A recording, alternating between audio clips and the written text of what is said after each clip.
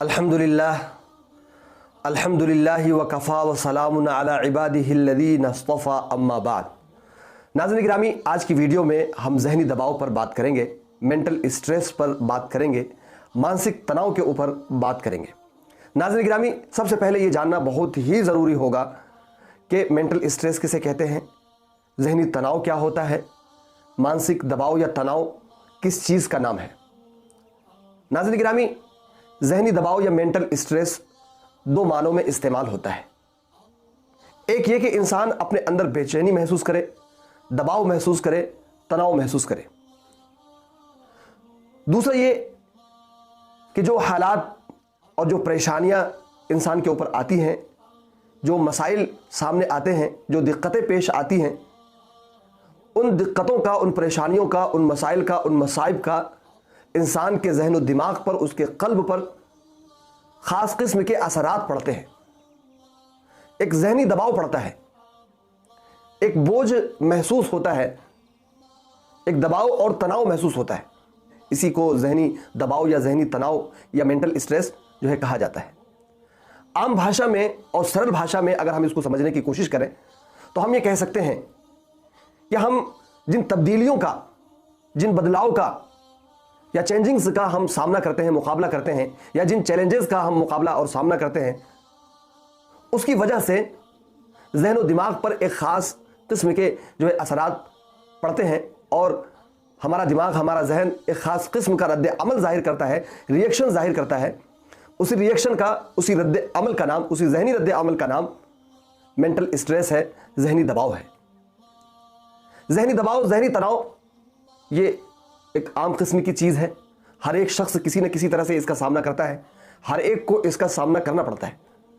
और ज़हनी दबाव एक तरह से हम देखें तो बहुत ही ज़रूरी चीज़ है, बहुत ही अहम चीज़ है, इसलिए कि इससे हमारे बहुत सारे अहम काम होते हैं। ज़हनी दबाव का, ज़हनी तनाव का, मेंटल स्ट्रेस का एक मुस्बत पहलू भी होता है, सकारात्मक पहलू भी होता है। और इसका सकारात्मक पहलू, मुस्बत पहलू ये होता है कि ज़हनी दबाव ही वो चीज़ है जो हमें हौसला फराहम करता है और हमें किसी काम करने के लिए सक्षम बनाता है, किसी काम के करने के लिए काबिल बनाता है। यह ज़हनी दबाव का ही असर होता है कि हम आने वाले ख़तरात से चौकन्ना हो जाते हैं और आने वाले मसाइल का मुकाबला करने के लिए ज़हनी तौर पर, दिमागी तौर पर हम जो है तैयार रहते हैं। तो ये एक तरह से बहुत ही मददगार साबित हो सकता है और ये होता है। मिसाल के तौर पर अगर हमारा कोई एग्ज़ाम आने वाला हो तो ये ज़हनी दबाव हमें अंदर से तैयार करता है और हमें ज़्यादा मेहनत करने पर मजबूर करता है और देर तक जागे रहने में हमारी मदद करता है। जहन में एक दबाव होता है, एक असर होता है, उसकी वजह से हमारा जहन उस काम को सोचता रहता है, उसकी फ़िक्र करता रहता है और हम उस काम के लिए मेंटली प्रिपेयर्ड जो है होते रहते हैं और उसके लिए तैयारियां करते हैं। तो ये जो पहलू है कि जिस पहलू में ये बात हमारे सामने आती है कि ज़हनी दबाव हमें आने वाले ख़तरात, आने वाले चैलेंजेस, उनका मुकाबला करने में हमें सक्षम बनाता है, हमें काबिल बनाता है और उसके लिए हमें तैयार करता है, एक मुस्बत पहलू है। और इसका एक मनफी पहलू भी होता है और जितना ये कम या ज़्यादा हो उसी के एतबार से इसका नुकसान कम या ज़्यादा हो सकता है। ज़हनी दबाव जब हद पार कर ले तो फिर इसका जो है बहुत ही बुरा असर हमारी शख्सियत पर, हमारी पर्सनालिटी पर, हमारी सोच व फिक्र पर और हमारे कार्यों पर, हमारे कामों पर इसका जो है असर पड़ता है और बसा औकात बहुत ही ख़तरनाक, बहुत ही डेंजर जो है साबित होता है और इंसान को बिल्कुल बेकार कर देता है और तमाम कामों से उसको अलग थलग कर देता है और उसको मुआशरे से, समाज से बिल्कुल दूर कर देता है।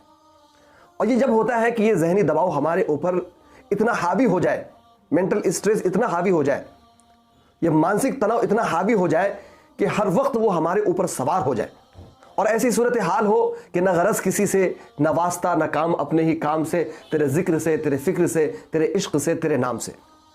यानी जब ज़हनी दबाव का असर मुसलसल रहने लगता है तो फिर इसके बड़े ख़तरनाक जो है असरात जो सामने आते हैं और इसका रिज़ल्ट बहुत ही अच्छा नहीं होता है। और ये इस बात की अलामत होती है कि अब जो है इसके इलाज की ज़रूरत है और इस पर तवज्जो देने की ज़रूरत है।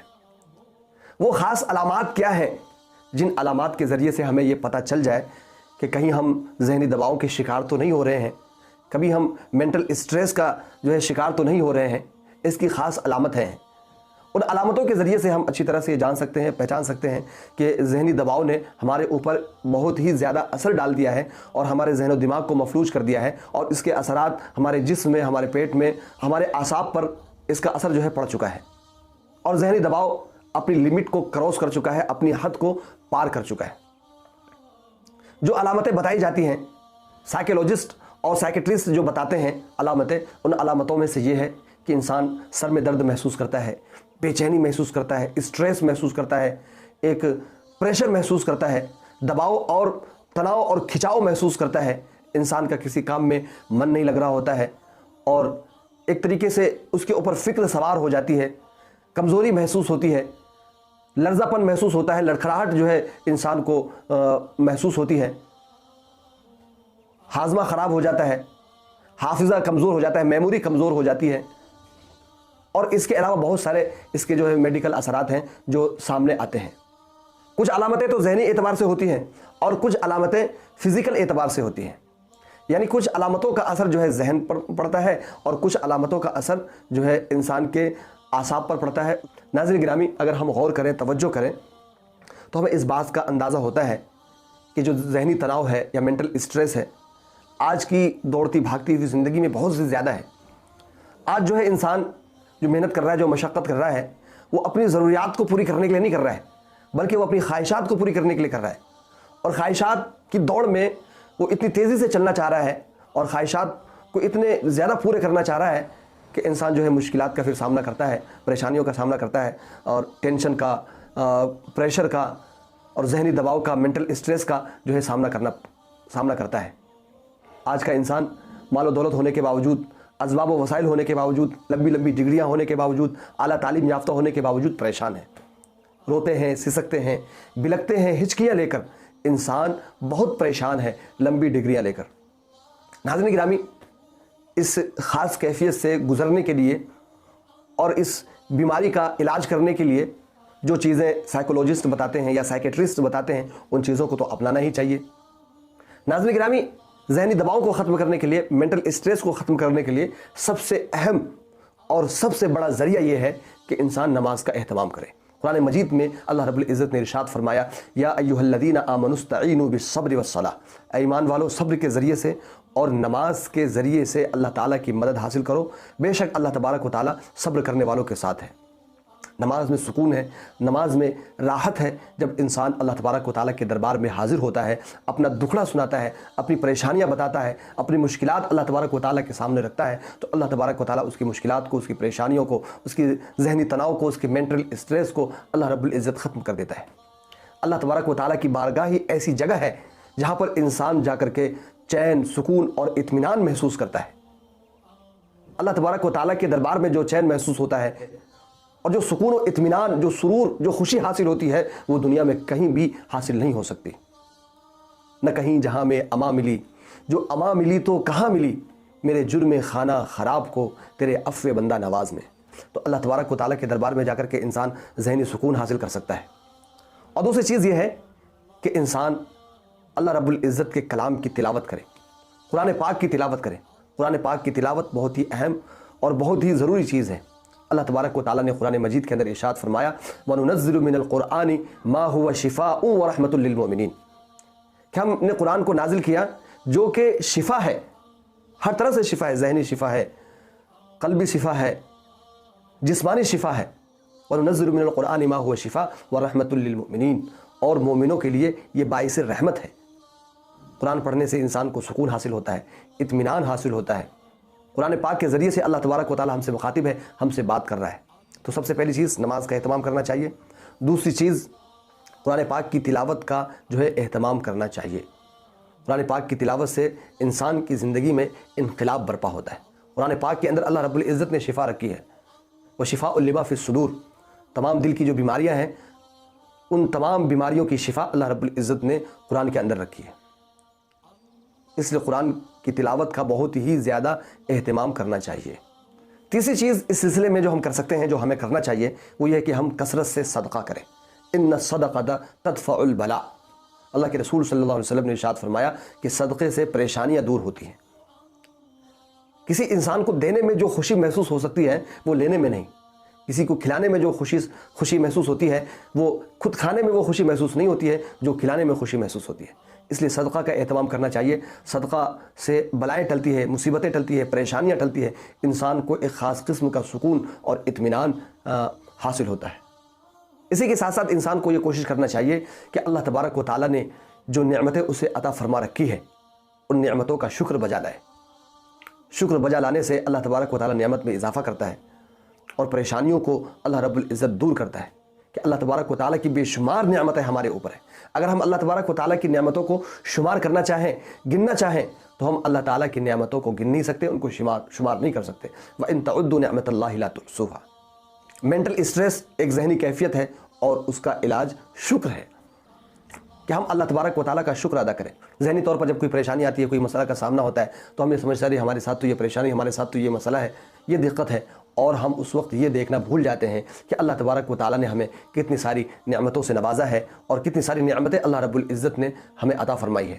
ان چیزوں کی طرف سے ہماری توجہ ہٹ جاتی ہے اور ہم اپنی ساری توجہ اپنی پریشانیوں پر مذکور کر دیتے ہیں اور ہماری نظر صرف پریشانیاں دیکھ رہی ہوتی ہیں، جبکہ اللہ تبارک و تعالیٰ نے ہمیں بہت ساری نعمتیں عطا فرما رکھی ہوتی ہیں، بہت ساری آسانیاں اللہ رب العزت نے ہمیں عطا فرما رکھی ہوتی ہیں۔ ان آسانیوں کی طرف ہماری نظر نہیں ہوتی ہے۔ جب ہم ان آسانیوں کی طرف نظر کریں گے تو ہمیں ذہنی اور قلبی سکون اور اطمینان نصیب ہوگا۔ اس کے ساتھ ساتھ کچھ ایسی چیزوں کا ہمیں خیال رکھنا ہے کہ جو ہمارے صحت کے لیے بہت ہی مفید ہے، ہمارے ذہنی صحت کے لیے بھی بہت مفید ہے، مینٹل ہیلتھ کے لیے بھی بہت مفید ہے، اور اسی طریقے سے فزیکل ہیلتھ کے لیے بھی بہت مفید ہے۔ ان میں سب سے پہلی چیز یہ ہے کہ انسان صحت مند غذا کھائے، ہیلدی فوڈ کھائے، بہترین کھانا کھائے۔ بہترین کھانا کھانے سے جب ہماری صحت رہتی ہے، صحت اچھی رہتی ہے، تو پھر جتنی بھی ذہنی پریشانیاں ہیں، ذہنی بیماریاں ہیں اور ذہنی فکریں ہیں، ان سے لڑنے کی شمتا ہمارے اندر پیدا ہوتی ہے۔ اس لیے بہترین کھانا کھانا چاہیے، صحت مند غذا لینا چاہیے، اور وقت پر جتنی ضرورت ہے اتنا ضرور لینا چاہیے۔